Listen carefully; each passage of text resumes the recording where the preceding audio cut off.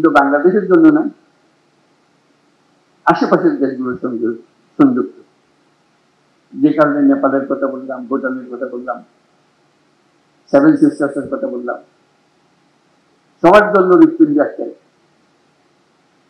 নেপালের জন্য হৃৎপিণ্ডই নেই, কাজে আমাদের হৃৎপিণ্ড দিয়ে তাকে চালতে হবে।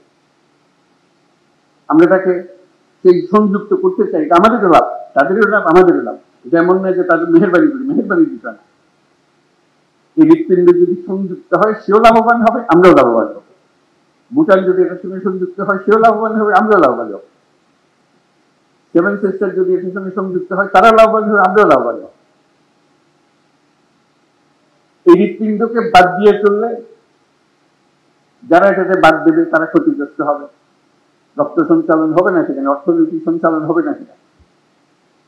এটা আমাদের কারো কাম্য না, তাদেরও কাম্য না, আমাদেরও কাম্য না। আমরা চাই যে সবাই মিলে আমরা এই বন্দর থেকে এই সঞ্চালনটা পাই, শক্তিটা পাই, অর্থনৈতিক শক্তি জেগে ওঠে। যমুনা ইলেকট্রনিক্স ঈদে ডাবল খুশি অফার সিজন 3, যে কোনো পণ্য কিনলেই পাচ্ছেন নিশ্চিত ঈদ উপহার।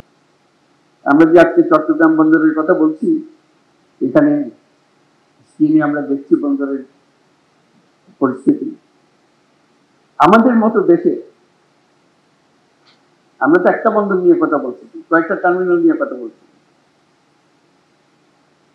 তার এরকম 20টা 30টা বন্দর টার্মিনাল ভরে আছে, একদম বিশ্ব মাপের, বিশ্ব সাইজে বন্দর এগুলো। সেখান থেকে তাকালে আমাদের কি খুব ক্ষীণ মনে হয়। এই হৃৎপিণ্ড দিয়ে তো রোগী বেশি দিন টিকবে না, সেখানে যাবে না। কাজে এটাকে শক্তিশালী করতে হবে, এমন শক্তিশালী করতে ক্রমাগত ভাবে এটা শক্তিশালী করতে হবে। একবার শক্তিশালী করে দিয়ে ওখানে চিটান দিয়ে হবে না। তো সেখানেই আছে আমাদের চ্যালেঞ্জ। যে টিমের কথা বললাম আমরা, লুৎফে, সাকাওয়াত, আসিফকে ওর মধ্যে ঢুকালাম, আর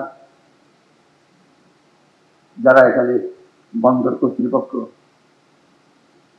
চেয়ারম্যান, তারা সবাই মিলে একটা বড় টিম, যেটা এই পরিবর্তনকে সম্ভব করে। মাঝে মাঝে প্রশ্ন শুনি যে বিদেশিকে দিয়ে দেওয়া হচ্ছে। আপনারা ইন্ডিয়াতে স্বাস্থ্যের জন্য যান না, দলে দলে যান, যখন বন্ধ করে দিয়েছে হাহাকার করছে, কেন যেতে দিচ্ছে না? দেখছি আমরা এখানে স্বাস্থ্য নাই, স্বাস্থ্যের জন্য শুধু যান।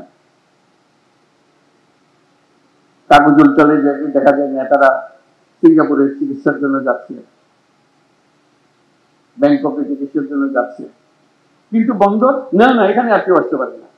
ভাই আমাদের চিকিৎসা দরকার, তো এই হৃৎপিণ্ডের চিকিৎসার দরকার, তাহলে বিদেশি ডাক্তার আনতে হবে, তো উপায় নাই আমাদেরকে সবচেয়ে সেরা চিকিৎসক এটার পেছনে দিতে হবে, যাতে এই হৃৎপিণ্ড বিরাট আকারে আমাদের বানিয়ে দিতে পারে, কোন সমস্যা যেন আমাদের না হয় কোনো কাজ। এই হৃৎপিণ্ড ক্রমাগত মজবুত হবে, ক্রমাগত শক্তিশালী হবে, ক্রমাগত বৃহত্তর হবে।